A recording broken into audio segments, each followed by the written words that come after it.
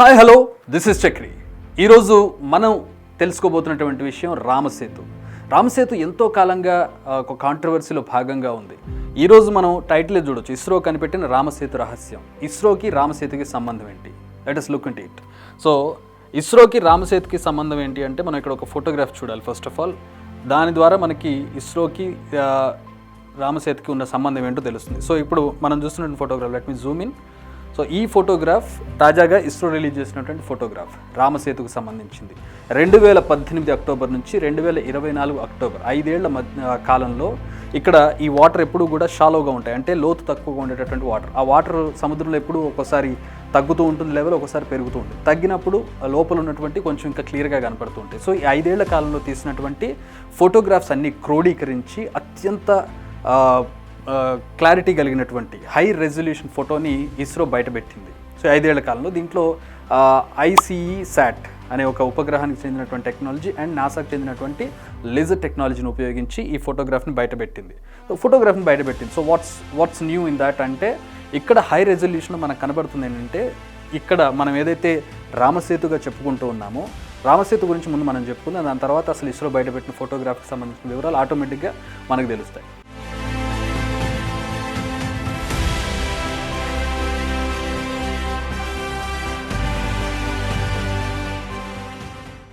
భారతదేశం వైపు నుంచి రామేశ్వరం దగ్గర నుంచి మనకి ఇక్కడ శ్రీలంకలో ఉన్నటువంటి తలై మన్నార్ వరకు ఉన్నటువంటి ప్రాంతం, ఈ రెండు ప్రాంతాల మధ్యలో హిందూ మహాసముద్రంలో ఉన్నటువంటి ఈ నిర్మాణం ఏదైతే మనకి వైట్ కలర్లో కనపడుతుందో దాన్నే రామసేతు అని ఇండియన్స్ వైపు నుంచి మనం పిలుస్తాం. అదే శ్రీలంక వైపు నుంచి పిలవాలంటే వాళ్ళ భాషలో దాన్ని అడంగపాలెం అని పిలుస్తారు. ఇక వెస్ట్రన్ కంట్రీస్ అంటే యూరోపియన్ కంట్రీస్ కావచ్చు, ఇతర దేశాల వాళ్ళు యాడమ్స్ బ్రిడ్జ్ అని పిలుస్తారు. దీన్ని పేరు ఏదైనా కూడా ఇక్కడ ఒక బ్రిడ్జ్ ఉంది, ఇక్కడ ఒక కలయిక అంటే ఈ రెండు భూభాగాలను కలిపేటటువంటి ఒక ప్రాంతం ఉంది అనేది అందరూ ఒప్పుకునేటటువంటి విషయం. సో దీన్ని మనం రామసేతు అని ఎందుకు పిలుస్తామంటే, భారతదేశంలో రామాయణం అనేది ఎంత ముఖ్యమైనదో మనందరికీ తెలుసు. సో రామాయణం ప్రకారం శ్రీరామచంద్రుడు భారతదేశం నుంచి లంకకు వెళ్ళి సీతాదేవిని తీసుకురావడానికి మధ్యలో తన వానర సైన్యంతో ఒక బ్రిడ్జిని నిర్మించి, ఒక వంతెనను నిర్మించి శ్రీలంకకు వెళ్ళి అక్కడ లంకలో ఉన్నటువంటి రావణాసురుడితో యుద్ధం చేసి గెలిచి సీతాదేవిని మళ్ళీ వెనక్కి తీసుకొచ్చాడనేది రామాయణం చెబుతున్నటువంటి విషయం. సో ఇక్కడ శ్రీలంకను, ఇప్పుడు ఉన్నటువంటి శ్రీలంకను అప్పటి లంకగా మన భారతీయులు భావిస్తూ ఉంటారు, హిందువులు భావిస్తూ ఉంటారు. సో ఈ నిర్మాణం ఏదైతే బయటకు కనబడుతూ ఉందో దీన్ని రామసేతుగా భావిస్తూ, అంటే రాముడు కట్టిన బ్రిడ్జిగా దీన్ని భావిస్తూ ఉంటారు. ఇది నమ్మకం. కానీ సైన్స్ ఏం చెప్తుంది అంటే, సైన్స్ని నమ్మేవాళ్ళు, హేతువాదులు చెప్పేది ఏంటంటే, అక్కడ అసలు మానవ నిర్మితమైనటువంటి నిర్మాణం ఏది లేదు. ఇది కేవలం మనకి సముద్రంలో ఉన్నటువంటి ఒక భూభాగం ద్వారా మనకు కనిపించేటటువంటి ఒకటి ఇది మాత్రమే తప్పితే అక్కడ రాముడు నిర్మించింది కాదు అనేది ఒక సైన్స్ బేసిక్గా ఏదైనా కూడా లాజిక్స్ లేదంటే ప్రూఫ్స్తో మాత్రమే సైన్స్ ఆధారపడి ఉంటుంది. ప్రతిదానికి లాజిక్ కావాలి, ప్రూఫ్ కావాలి అంటుంది. కానీ స్పిరిచువాలిటీ, మతాలు కావచ్చు, ఇతర నమ్మకాలు కావచ్చు, ఇవన్నీ నమ్మకాల మీద ఆధారపడి ఉంటాయి. సో ఆ నమ్మకం ప్రకారం ఇక్కడ ఇది రాముడు నిర్మించాడనేది హిందువుల వాదన. సో ఇక్కడ ఏది కరెక్ట్ అనే దానికి సంబంధించి ప్రతిసారి తెర మీదకి వచ్చిన ప్రతిసారి ఒక కాంట్రవర్సీ తెర మీదకి వస్తుంది. సో ఇప్పుడు మనం చూసినట్లయితే అంటే గతంలో కూడా దీని మీద చాలాసార్లు నాసా దీన్ని ఫోటో తీసింది, ఇస్రో కూడా చాలా ఫోటోలు తీసింది దీనికి సంబంధించి గతంలో. అండ్ పురాతత్వ శాస్త్రవేత్తలు దీని మీద పరిశోధనలు జరిపారు, అండ్ జియాలజిస్టులు జరిపారు. అలాగే కొలంబో యూనివర్సిటీకి చెందిన ప్రొఫెసర్స్ దీని మీద, జియాలజిస్టులు కావచ్చు, ఇతర ఆర్కియాలజిస్టులు కావచ్చు, వాళ్ళంతా కూడా దీని మీద పరిశోధనలు జరిపి అందరూ ఒకటే అభిప్రాయానికి ఏమొచ్చారంటే, ఇక్కడ ఒక నిర్మాణం అయితే ఉంది. ఈ నిర్మాణం మానవ నిర్మితమా లేదంటే ప్రకృతి సిద్ధంగా ఏర్పడిందా? దీంట్లో మెజారిటీ అంటే ఈవెన్ జియాలజిస్టులు కూడా ఒప్పుకున్నది ఏంటంటే ఇది ప్రకృతి సిద్ధంగా ఏర్పడింది కాదు. ఎందుకు కాదు అని అంటే, ఇక్కడ ఈ మధ్యలో ఉన్నటువంటి ఈ నిర్మాణం ఏదైతే మనకు కనబడుతుందో, ఈ వైట్ ప్యాచ్ ఏదైతే కనపడుతుందో, ఇదంతా కూడా ఇసుక మీద రాళ్ళు పేర్చినటువంటిది. సో ఇసుకకు సంబంధించి ఇసుక ఇక్కడే ఉంటుంది, కానీ పైన ఉన్నటువంటి రాళ్ళు ఏవైతే ఉన్నాయో, పేర్చినటువంటి రాళ్ళు ఏవైతే ఉన్నాయో అవి ఈ ప్రాంతానికి చెందినవి కావు. పైగా అవి నీటి మీద తేలుతున్నటువంటి రాళ్ళు. ఎందుకు తేలుతున్నాయనే దానికి సంబంధించి చాలామంది చాలా పరిశోధనలు చేశారు. దాని మీద కొన్ని రీసెర్చ్ పేపర్స్ కూడా వచ్చాయి. ఒకటేంటంటే అగ్నిశిలలు, అంటే అగ్నిపర్వతాలు పేలినప్పుడు లావా వచ్చి దాని ఫ్యూమింగ్ స్టోన్స్, ఆ స్టోన్స్ సాధారణంగా నీటి కంటే తక్కువ సాంద్రత కలిగి ఉంటాయి, డెన్సిటీ. సో నీటి మీద తేలుతూ ఉంటాయి. కానీ ఈ చుట్టుపక్కల ఎక్కడ కూడా భారతదేశానికి కానీ శ్రీలంకకు కానీ సంబంధించి ఎక్కడ కూడా మనకి అగ్నిపర్వతాలు కనపడవు. సో అది కూడా రూల్డ్ అవుట్, ఇక్కడ అగ్నిశిలలు ఏర్పడడానికి లేదు. ఇక రెండోది ఏంటంటే లోపల సున్నప్రాయికి సంబంధించినవి. కానీ సముద్రాల్లో ఏర్పడేటటువంటి కాల్షియం కార్బోనేట్ చెందినటువంటి ఏవైతే స్టోన్స్ ఉంటాయో, సున్నపు రాళ్ళు ఏవైతే ఉంటాయో అవి నీటి కంటే ఎక్కువ సాంద్రత కలిగి ఉంటాయి, నీటి కంటే బరువైనవి, అంటే అవి నీటిలో మునిగిపోవాలి, కానీ నీటి మీద తేలుతున్నాయి. ఇక్కడ 1480వ సంవత్సరంలో కూడా, దీనికి ముందు 1480కి ముందు కూడా ఇక్కడ ఒక నీటి మీద తేలేటటువంటి ఒక నిర్మాణం ఉంది అనేది ఇక్కడ రామేశ్వరం ఏదైతే ఉంది, రామేశ్వరంలో ఆలయం ఉంటుంది, ఆ ఆలయంలో శాసనాలు చెబుతూ ఉన్నాయి ఏమని, ఇక్కడ ఒక నిర్మాణం ఉంది. కానీ 1480లో వచ్చినటువంటి ఒక భారీ తుఫాను కారణంగా ఆ నిర్మాణం కొట్టుకుపోయింది అనేది ఒక శాసనం చెబుతుంది.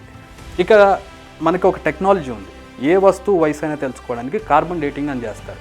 సో ఆ కార్బన్ డేటింగ్ వల్ల కూడా దీని మీద ఉన్నటువంటి ఈ శిలలకు సంబంధించి కార్బన్ డేటింగ్ చేశారు. కార్బన్ డేటింగ్ చేసినప్పుడు ఆ ఇసుకకు సంబంధించి కూడా చేశారు.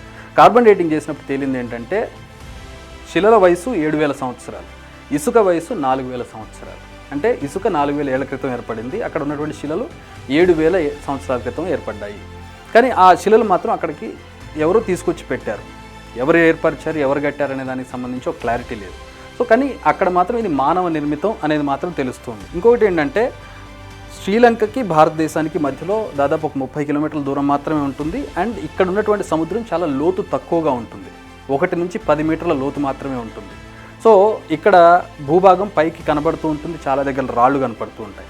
సో ఈ ప్రాంతాన్ని అంతటినీ కూడా ఇక్కడ షిప్స్ తిరగడానికి అనువుగా ఉండదు. సో ఇక్కడ షిప్ అంటే సర్వే చేయడానికి కూడా, అంటే షిప్ మీద తిరుగుతూ దీన్ని మ్యాపింగ్ చేయడానికి కూడా ఇబ్బందిగా ఉంటుంది. సో దీన్ని కేవలం శాటిలైట్ ద్వారా మాత్రమే గుర్తించగలం. సో ఇప్పుడు కమింగ్ టు ఇస్రో. సో ఇక్కడ మనకి కొత్తగా తెలుస్తున్నటువంటి విషయం ఏంటంటే ఈ బ్రిడ్జ్లో ఉన్నటువంటి 98%, ఇస్రో తాజాగా రిలీజ్ చేసిన పిక్చర్స్ ప్రకారం 98.89% బ్రిడ్జ్ అనేది నీటిలో మునిగిపోయింది. బ్రిడ్జ్ కావచ్చు, నిర్మాణం కావచ్చు, సో అనేది మొత్తం పూర్తిగా మునిగిపోయింది. అంటే తుఫాన్ల వల్ల కావచ్చు, మరొక కొన్ని కారణాల వల్ల కావచ్చు, గతంలో పైకి ఉండేటటువంటిది లోపలికి, నీళ్ళ లోపలికి మునిగిపోయింది అనేది కొత్తగా మనకి తెలుస్తున్నటువంటి విషయం. సో దీని ద్వారా మనకి ఏమర్థమవుతుందంటే మరొకసారి రుజువు అవుతుంది ఏంటి అంటే ఇక్కడ ఒక నిర్మాణం ఉంది అని చెప్పి. సో ఇప్పుడు భక్తులు ఎవరైతే ఉంటారో, భక్తులు కావచ్చు, లేదంటే పురాణాలను, హిందుత్వాన్ని నమ్మే వాళ్ళు ఎవరైతే ఉంటారో వాళ్ళందరూ ఖచ్చితంగా ఇది రాముడు నిర్మించిందే, మరొకసారి ఇది ప్రూవ్ అయింది అని చెప్పి వాళ్ళు చెప్తూ ఉన్నారు. అయితే ఇక దీనికి సంబంధించి ఇంకా రీసెర్చ్ జరగాల్సి ఉంది. కానీ ఇక్కడ మనకి అంటే ఇప్పుడున్నటువంటి మనకి ఉపయోగపడేటటువంటి విషయం ఏంటంటే ఇక్కడ అంటే 2018 సమయంలో 2015 నుంచి కూడా భారతదేశ ప్రభుత్వం, మన ఇండియన్ గవర్నమెంట్, మోదీ కావచ్చు, శ్రీలంక అధ్యక్షుడితోటి రనిల్ విక్రమసింఘే తోటి జరిపినటువంటి చర్చల్లో ఇక్కడ ఒక బ్రిడ్జ్ నిర్మించాలని చెప్పి అనుకుంటూ ఉన్నారు. సో ఇండియాకి శ్రీలంకని కలిపేటటువంటి బ్రిడ్జ్ నిర్మాణం అనేది కనుక జరిగితే 2 దేశాలకి మధ్యలో సంబంధ బాంధవ్యాలు పెరుగుతాయి, అలాగే రవాణా అనేది ఈజీ అవుతుంది. శ్రీలంకకి ఇప్పుడు వెళ్ళాలంటే ఇదంతా తిరిగి వెళ్తూ ఉన్నారు. సో ఇక్కడ మరొక విషయం ఏంటంటే 2005లో యూపీఏ ప్రభుత్వం, అప్పటి కాంగ్రెస్ ప్రభుత్వము ఇక్కడ దీన్ని తొలగించి, ఇక్కడ ఏం జరుగుతుందంటే దీనివల్ల ఎప్పుడైనా కూడా సముద్రంలో భూభాగం పైకి ఉంటాయి కనుక షిప్స్ సెయిల్ చేయడానికి ఈజీగా ఉండదు. ఇది శ్రీలంక, ఇది ఇండియా. సో ఈ రెండింటి మధ్యలో ఇక్కడ ఇది అడ్డుగా ఉంది. దీనివల్ల ఏమవుతుందంటే ఇలా వెళ్ళాల్సినటువంటి షిప్స్ అన్నీ కూడా తిరిగి ఇటు వెళ్తూ ఉన్నాయి, లేదంటే ఇటు తిరిగి ఇటు వస్తూ ఉన్నాయి. సో చాలా 100 కిలోమీటర్ల దూరం పెరుగుతుంది, కొన్ని గంటల ప్రయాణం జరుగుతుంది. సో ఇది తొలగిస్తే కనుక నేరుగా ఇక్కడ నుంచి ఇక్కడికి వెళ్ళిపోవచ్చు. లేదంటే ఇప్పుడు ముంబై నుంచి చెన్నై వెళ్ళాలి అంటే శ్రీలంక చుట్టూ తిరిగి వెళ్ళాల్సి ఉంటుంది, ఈ మధ్యలోంచి వెళ్ళడానికి లేదు. సో ఈ దారి అంతా కూడా మనకి కవర్ అయిపోయి అక్కడ ఫ్యూయల్ కావచ్చు, సమయం కావచ్చు కలిసి వస్తుంది. 2005లో యూపీఏ గవర్నమెంట్ ఒక ప్రపోజల్ తీసుకొచ్చింది. దీన్ని పూర్తిగా తవ్వేస్తే కనుక ఇక్కడ ఒక 30 మీటర్ల లోతు కనుక ఒక కెనాల్ని ఏర్పరిస్తే దాన్నే సేతు సముద్రం ప్రాజెక్ట్ కింద తీసుకొచ్చారనమాట. అప్పుడు ప్రపోజల్ పెట్టారు. అప్పుడు ఏం జరిగిందంటే ఇక్కడ అన్నాడీఎంకే కావచ్చు, బీజేపీ పార్టీ కావచ్చు, ఇవన్నీ కూడా దీన్ని అపోజ్ చేశాయి. ఇది మాకు నమ్మకం, రాముడు నిర్మించిన నిర్మాణం అది, దాని మీద మీరు ఏ విధంగా దాన్ని కూలగొట్టి అక్కడ మీరు ప్రాజెక్ట్ నిర్మిస్తారు, లేదంటే దాన్ని ఎలా కూరగొడతారు అనేది చెప్పి ఒక పిటిషన్ వేశారు. అది కోర్టులోకి వెళ్ళింది, ఆ ప్రాజెక్ట్ ఆగిపోయింది. ఇక ఆ తర్వాత బీజేపీ గవర్నమెంట్ వచ్చింది, దాన్ని పూర్తిగా ఆపేసింది. ఇక సుబ్రహ్మణ్య స్వామి మనందరికీ తెలుసు, ఆయన చాలా కీలకమైనటువంటి నేత, చాలా ఫేమస్ నేత. ఆయన ఏం చేశారంటే ఇది వారసత్వ సంపదగా, హెరిటేజ్ ప్రాపర్టీగా దీన్ని గుర్తించాలి అని చెప్పి కోర్టులో పిటిషన్ వేశారు. ప్రస్తుతం అది కూడా ఇప్పుడు కోర్టులో ఉంది. హెరిటేజ్ ప్రాపర్టీగా దాన్ని గుర్తిస్తే కనుక, వారసత్వ సంపదగా కనుక దాన్ని గుర్తిస్తే ఇక దాన్ని ఎవరు ముట్టుకోవడానికి కూడా ఉండదు, ఇక్కడ బ్రిడ్జ్ నిర్మించడానికి కూడా ఉండదు. సో ప్రస్తుతం మనం చూసినట్లయితే మరొక ప్రూఫ్ అనేది తెర మీదకి వచ్చిందని చెప్పొచ్చు. ఇక దాని మీద ఇంకొంచెం పరిశోధన జరిగి నిజంగా అది రాముడు నిర్మించాడా లేదంటే ఆ తర్వాత ఎవరైనా నిర్మించారు. ఇక్కడ తర్వాత అనే పదం ఎందుకు వస్తుందంటే మనకి రాముడు త్రేతాయుగానికి చెందినటువంటి వ్యక్తి. ఇక ఆ తర్వాత అంటే యుగాల పరిమాణం చూసినట్లయితే మనకి త్రేతాయుగం సుమారుగా 12,96,000 సంవత్సరాల కాలం యుగాలను బట్టి చూస్తే. త్రేతాయుగం తర్వాత ద్వాపరయుగం, అది 8,64,000 సంవత్సరాలు. ఇక కలియుగం 4,36,000 సంవత్సరాలు సుమారుగా. సో మొత్తంగా కలియుగాన్ని పక్కన పెడితే త్రేతాయుగానికి ద్వాపరయుగాన్ని రెండు కలిపితేనే మనకి దాదాపు 20 లక్షల పైచిలుకు సంవత్సరాలు ఏర్పడుతుంది. అన్ని సంవత్సరాల క్రితం ఈ వంతెన్నది ఇప్పటి వరకు ఇలా ఉంటుందా అనేది ఒక ప్రశ్న. అండ్ కార్బన్ డేటింగ్ ప్రకారం ఇది 7,000 సంవత్సరాలు 4,000 సంవత్సరాల మధ్యలో ఏర్పడిన బ్రిడ్జిగా దీన్ని చెబుతూ ఉన్నారు. కాబట్టి దాన్ని కూడా ఒక ప్రాపర్ రీసెర్చ్ చేసి నిజంగా ఇది రాముడు కట్టాడా, రాముడు తర్వాత సంవత్సరాల్లో దీన్ని నిర్మించారా, ఏ విధంగా ఇది కొలాబ్స్ అయింది లేదంటే మానవ నిర్మితమా కాదా అనేది తెలుసుకుంటే కొంచెం దానికి సంబంధించిన క్లారిటీ వచ్చే అవకాశం ఉంది. అప్పటి వరకు ఇంక ఇలాంటి కాంట్రవర్సీస్ కంటిన్యూ అవుతూనే ఉంటాయి. కాకపోతే ఏదైతే ఇప్పుడు ఇస్రో బయటపెట్టినటువంటి ఈ ఫోటోగ్రాఫ్స్ ఉన్నాయి, ఇది మరొకసారి ఈ రామసేతు అంశాన్ని తెర మీదకి తీసుకొచ్చిందని చెప్పొచ్చు. For more videos like this, subscribe Big TV channel.